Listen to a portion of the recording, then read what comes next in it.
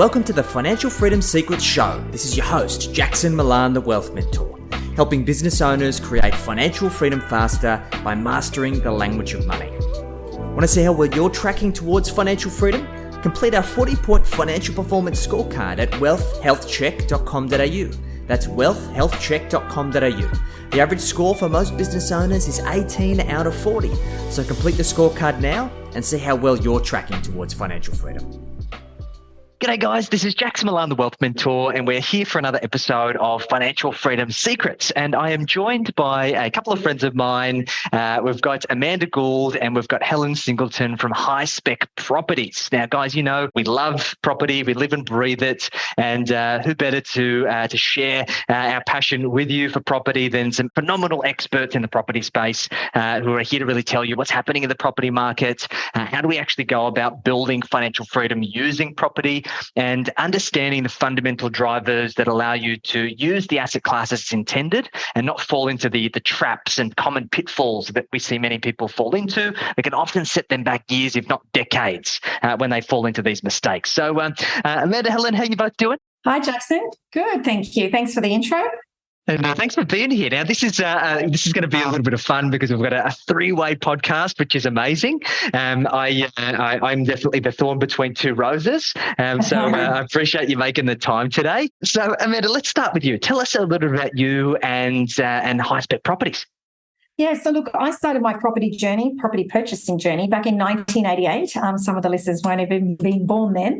And that was my first purchase, and it propelled me into buying and renovating and selling property over the many decades I've been doing this. And that sort of launched into me helping friends and family, which was how HighSpec Properties was born. I didn't even know what a buyer's agent was when I opened 12 years ago, but I learned about it. I learned that what I was doing and helping people, you could actually make into a business, that it was called a buyer's agent, and that's how HighSpec was born.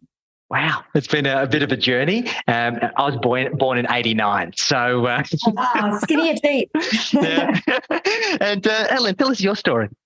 I was also born in 89, not really. My story, I've been in real estate probably about 8 years now. Started off working in commercial and then went into residential, and then became a buyer about 6 years ago.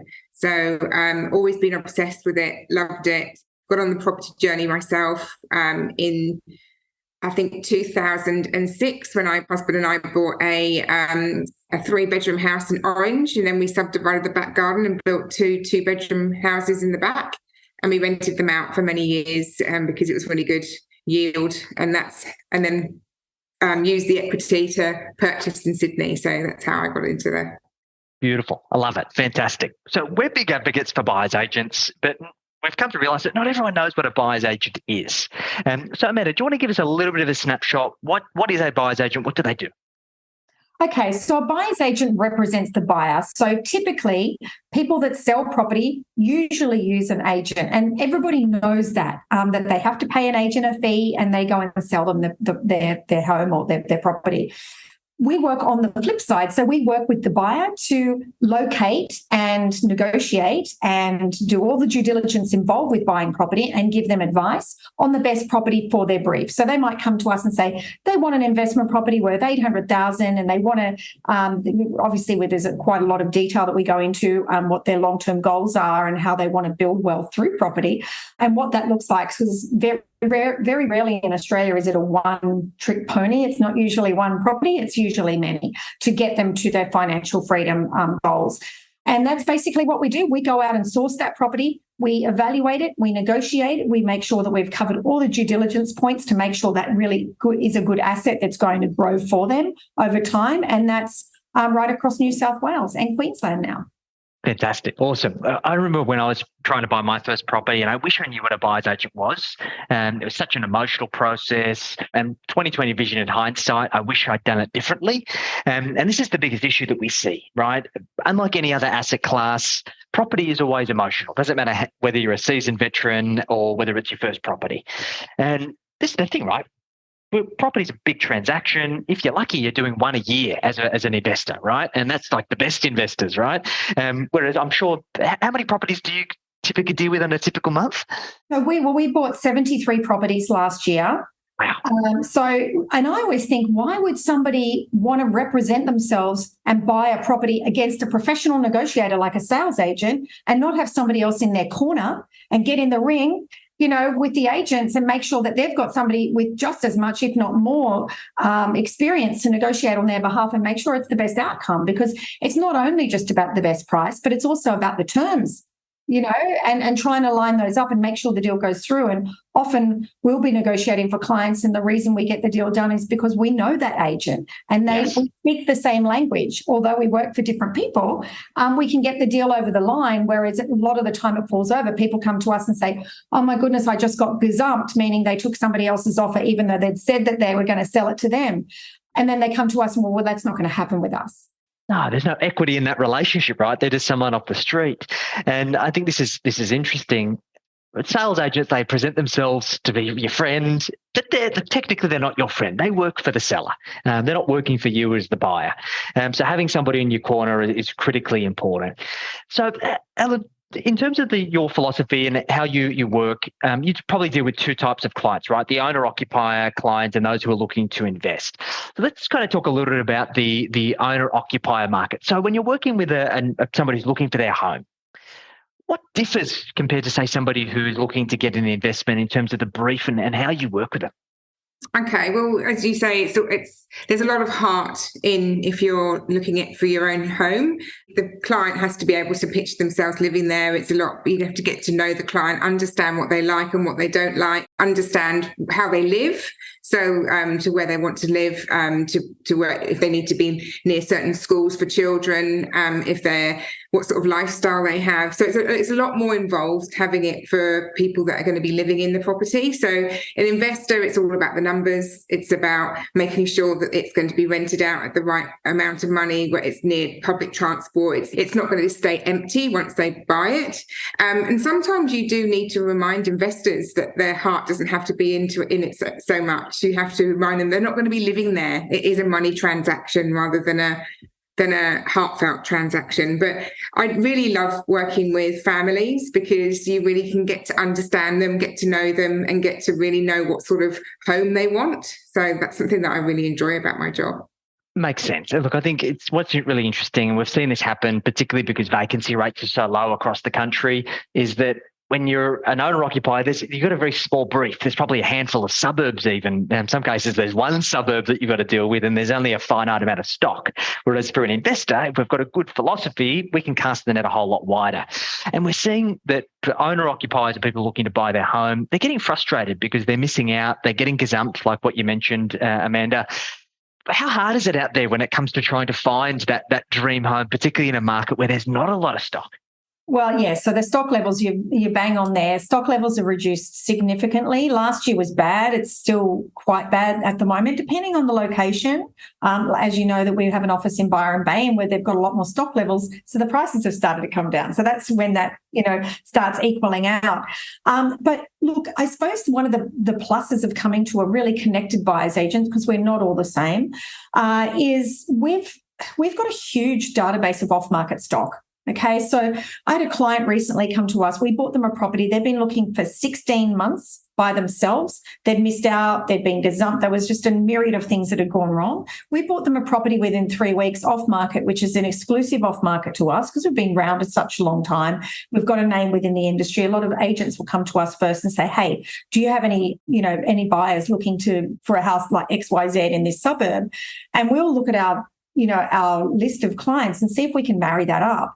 If not, we go directly to our database, off-market database, to see what's going to suit them. And if nothing there, then we'll go out and start searching for them. So they could actually get something where they have little to no competition from somebody else.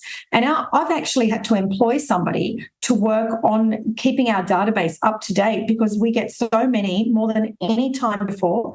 When I first started in the industry, it was only high-end properties that were off-market. Now it's across all boards. I mean, Helen's bought something in Lane Cove for one of our first-time buyers at $725,000. Then we've got luxury properties, and everything in between. So it's certainly not specific to an area or budget anymore. So we open a lot more doors.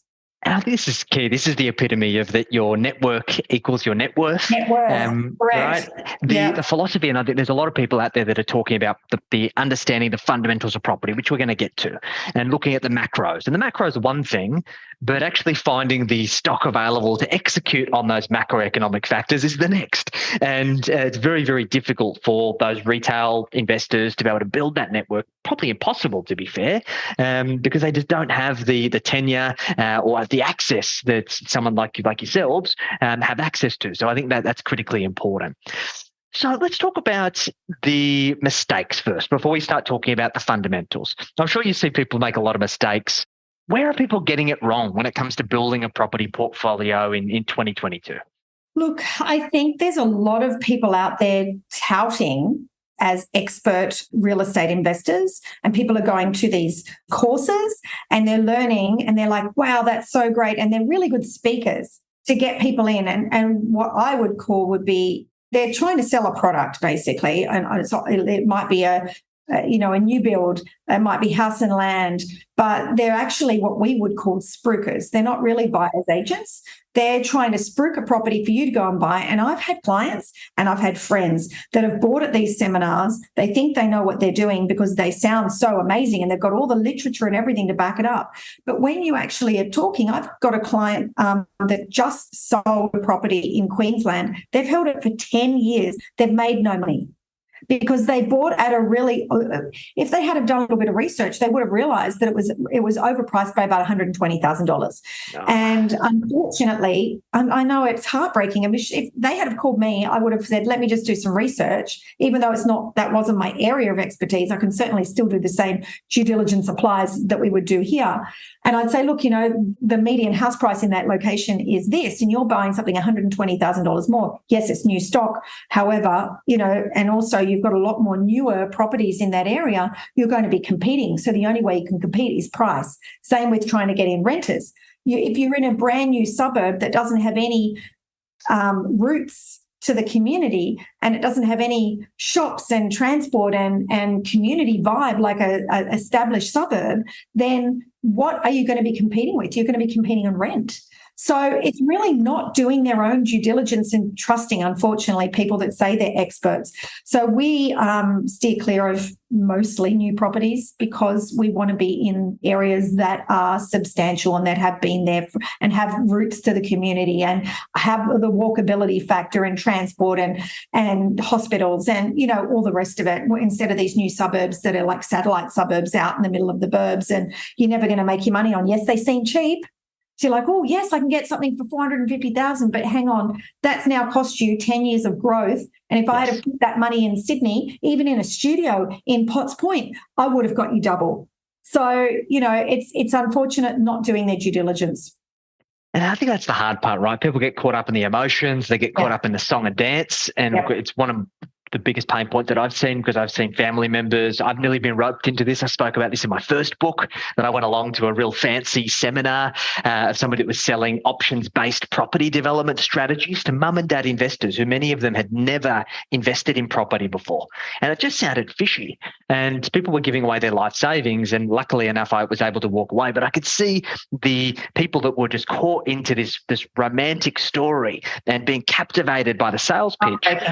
And then years later, this person who headed up this business was done for fraud and all of these things. And the amount of people that were caught in the wake of destruction associated with just that one person, it's too widespread in this industry. But hopefully we can do what we can to try and steer our clients away from it. Also based on price. Like if somebody said to me, I've got $500,000 to invest, I wouldn't be investing in Sydney, because they're not going to get the growth on an asset of $500,000. Like, don't get me wrong, we can get some commercial asset that will still grow, but it may not have the same growth rate as a house in Adelaide for the same amount of money. So it's really understanding what their long-term goal is, what their age is too. If you're dealing with somebody in their 50s and they're trying to, suddenly start building a portfolio so they can actually retire with some money and an asset that's just going to be bringing in rental income every month, then that's one thing. But if you're dealing with somebody in their 20s wanting to build a portfolio, that's another. So really understanding the big picture.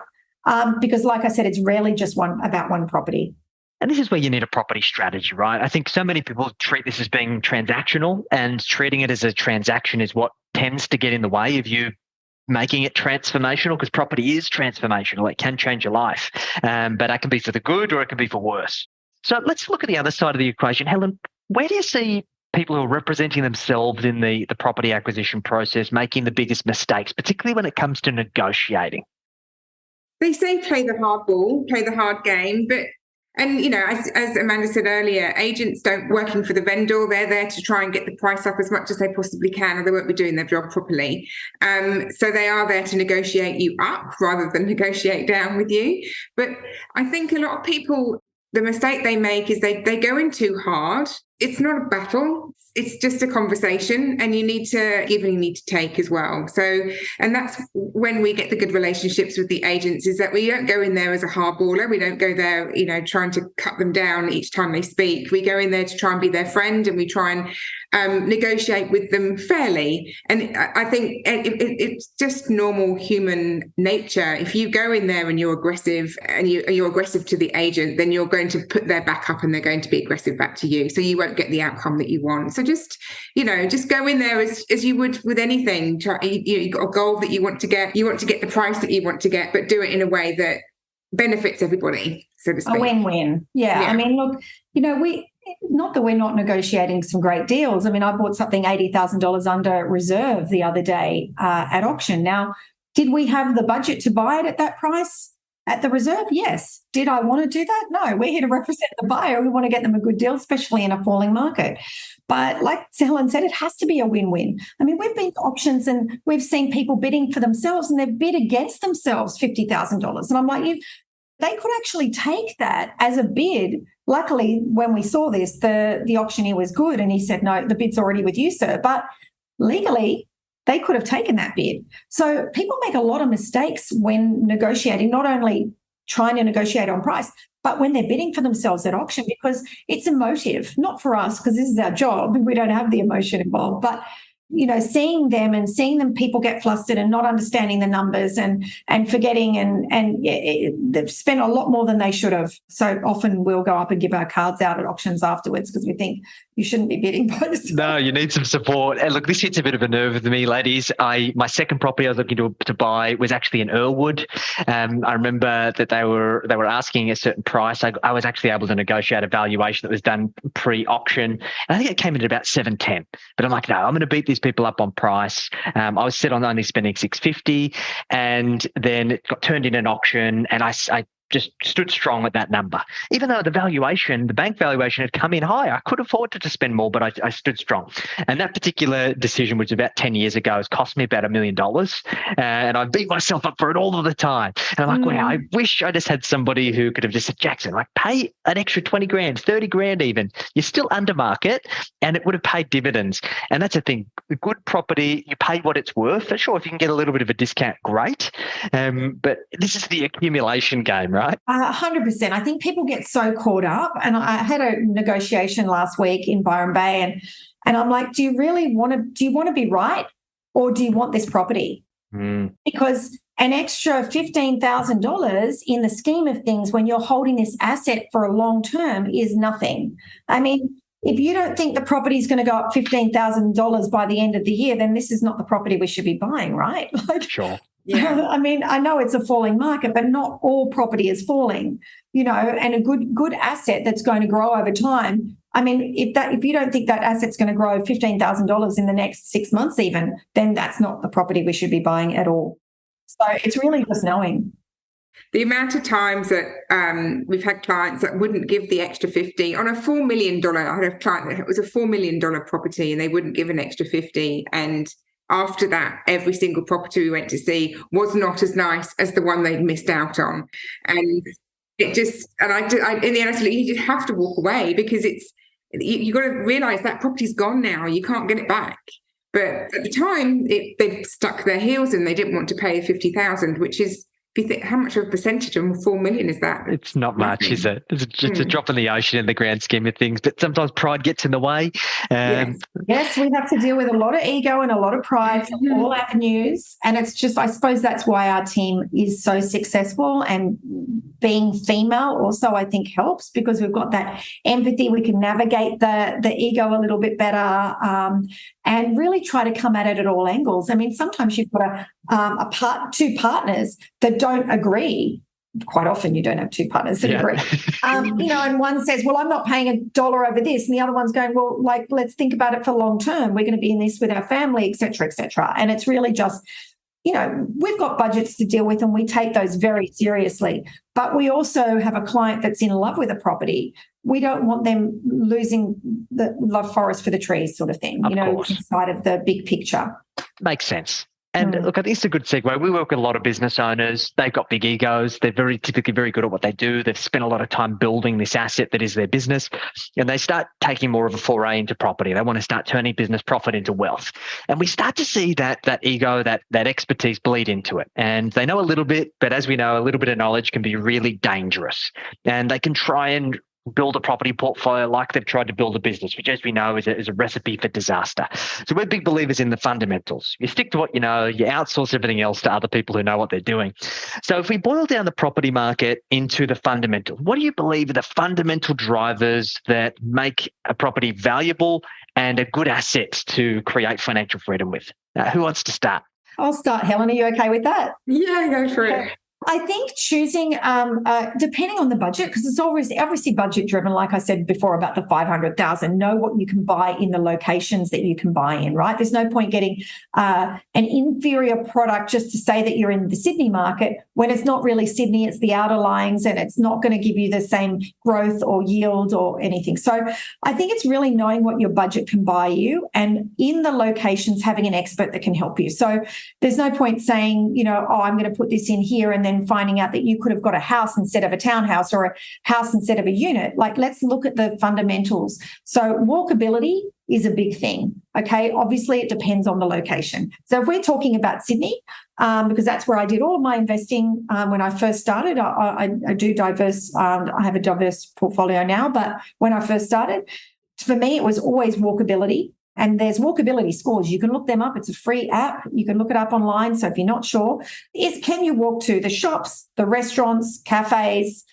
transport? I always say, is there a hospital? Is there a university? I've always liked to invest in and have clients invest in locations that you're going to have a really good selection of tenants. Because you're always going to have doctors that come in for the 3-year stints that they have in different locations, or the nurses or the trainee hospital staff, etc., and university, because you're always going to have that really good. So, for example, Camperdown, depending on your budget now, because it has gone up a lot, but Camperdown and Newtown was always good because you're right in between, a hospital and a university. And the CBD is very close, and transport and walkability. So it has all of those things. It ticks those boxes. And I would say that the same applies in most locations if they're a major hub. But if you're wanting to get something that it might not have the walkability aspect, but we're in a really good suburb that has a good school district, again, it might be close to a hospital, but it doesn't have the walkability factor, but it ticks all these other boxes. So again, budget specific. And vacancy rate. Vacancy rate is a really important part of it. And I know you touched on that before, Jackson. So vacancy rates, I think in for example, Adelaide, I'm using that because most investors can probably, come up with about 500, 550. It's a good entry point. You can get a house there. Vacancy rates are 0.9%. So, they're very low. I think they might have even dropped since the last report that I saw a month ago. You pretty much put it on the market for rent and you have 20 applications, and that's not it's seriously, people are jumping at the fact they might be red bidding. I'll give you an extra 20, I'll give you an extra 10, because there's just such little stock in good suburbs that have the good transport, have the have the schools, et cetera, et cetera. So that's what we would look at. We would always look at an asset that if it was somewhere like that didn't have a pool. We don't want to have upkeep. You want to keep that to a minimum. Doesn't have a retaining wall. Doesn't have, like, there's certain things that we would look at that would have a better growth factor for us, and it would be easier, because you really want to have a look and forget. You just have somebody managing it for you, and you not have to worry about major expenses, etc. A property, I personally love a property that you can add value to, because I'm a renovator and have been renovating for over 3 decades. Not everybody has that capability or wants to do that, but I think it's a great way to force growth in a non-growth market. Buy it for one price, unrenovated, put a renovation in of $50,000 and suddenly it's worth $100,000 more. Even in a falling market, you can still make that work. I've walked the talk. I've done it for decades. So they would be my top tips. I would just say, if you're an investor and you're looking at especially units, you just need to make sure that there's something unique about it. Just something a little bit different. You're not getting a cookie cutter unit that everybody else has got. So if you are renting it out, then it's going to be attractive to the renters, and that they want to rent it, rather than it's just a white box with a window that looks over a train line. You want to make sure that there's something special about it. Obviously, again, it's budget driven, but you can get things that aren't too expensive just to have something a little bit different, like maybe the aspect of it having a nice lookout, that sort of thing. So to make it just a bit more attractive, so it doesn't stay. Because obviously when we do get investors, the dream is to try and buy something that is already rented out, so we just have a seamless takeover. But if that's not the case, then we want something that's easily rented out, and it's not left empty for ages and the investor's left paying the mortgage. Makes a lot of sense. I think this is like the fundamentals of business. If we have really good positioning and we can illustrate value, then we're never going to have to worry about price. And when everything is apples for apples, then price is typically what the purchaser is going to be making their decision upon, whether that be to buying or for rent. So I think that the synergies there are fantastic. So I guess this leads us to the big question here. People are nervous. We've got interest rates going up. Inflation is an issue. There's a lot of talk about a recession hitting next year. And people are asking, well, what's going to happen with the property market? Is this bubble going to burst? And what's your perspective on it? Let's start with yourself, Helen. What's your view on the property market? I've got to throw you a curveball. Oh, God, I really hope that doesn't happen. Because the interest rates haven't stopped going up yet, and we all know that there's still a few more increases to go. But I think as soon as the RBA says, we're not going to increase it this time, we're just going to keep it the same, we're going to make it, that's it. I think both buyers and vendors will start to get more confident in the market again. And as soon as that happens, vendors will start to list their properties, and the buyers will come out again. Like the interest rates aren't nearly as high as they used to be, as Amanda said when she first started with her, 18% it used to be when Amanda first bought her first unit. So it's relatively low still. So I know it's not if you bought last year and your maximum your mortgage and that sort of thing, but it is relatively low still. And so I think if as soon as it settles down, people will start to get encouragement, and they will start to do it, because people always have to buy and sell property. It always has to happen, no matter what, So that's my view. Beautiful. Over to you, Amanda. Yeah, look, I feel I've been through, since 1988, I've been through ups and downs and changes to market conditions, and I've been through the GFC, and I was purchasing in the GFC. I was flipping, I've done pretty much most aspects of buying and selling in real estate in different conditions. And I can't tell you how many times I've talked about a bubble bursting, and it hasn't happened. I know people that are supposed to be experts in their field sell all their property, and then the market didn't tank like they thought it was. Look, the market went up overall, like in Byron Bay, which is the biggest increase in the whole country, it was 60.9%, right? Nuts. Obviously not all locations, and not, if you actually drill it down, but I think we've had a shift of about 20-25% up there. We're still up on the growth that they received last year. So it's not like it's tanked. It's just come back to a more affordable. if it didn't start readjusting, then we'd be paying $2 million for a studio apartment. Like, it has to have readjustment periods. And if you look at a forecast and you look at the last 10 years, the last 20 years in figures, you'll see ups and downs, just like if you were buying shares. I'm certainly not a share expert. I do have shares, but I don't have a clue. I leave that to people like you, my friend. But, you've actually just got to look at what happens. And if you've got a long-term hold on a property, it really is irrelevant unless you're going to be selling. Obviously, interest rates do impact people because, I know that with my portfolio, I'm paying significantly more on the ones that weren't locked in earlier in the year. But it's really what your appetite is like. And if it gets too much, then you sell an asset and then you regroup. But I think people just have to remember that property will always, like Helen said, there will always be somebody that wants to buy and somebody wants to sell. Sometimes the market, like now and last year, we have tight stock because people are unsure of market conditions. But as soon as we start evening out, it's going to start coming back. So properties in Sydney specifically, those high-end properties have not been affected by these changing market conditions. If you've got a view, you are a lot more protected than something without a view. It's the middle range properties between, 1 million and 2.5 million, I would say, that's been hit the hardest, where we've seen significant, price reductions. Northern Beaches was the biggest growth last year, and Northern Beaches has come back the most. So now you can get a house under $2 million. And we were just in Narrabeen this morning, in North Narrabeen, Mona Vale, Newport, where you couldn't get something under 2.2, 2.4 last year. So it's more affordable. So I personally think that people should be buying property when they see something they like. I don't think they should really be worrying about chasing the market. People that chase the market miss out on good property, in my opinion. And you're like, oh, well, you're so close. I don't think there's any expert that would say, let's wait till the market bottoms out. Who's going to actually know when that is? No one knows. It could have been last week. It could have been next week. You don't know. But if the perfect property is with you now, you buy that property and you hold that asset. If you're flipping, that's where I would say you really have to watch yourself. Don't be buying. If you're buying and selling in the same market, it's okay. But if you bought last year in a high and you're trying to flip it now, you have to work out a second strategy, like a backup strategy. Can you rent it out, Airbnb, to get a little bit more yield to cover, your expenses, etc.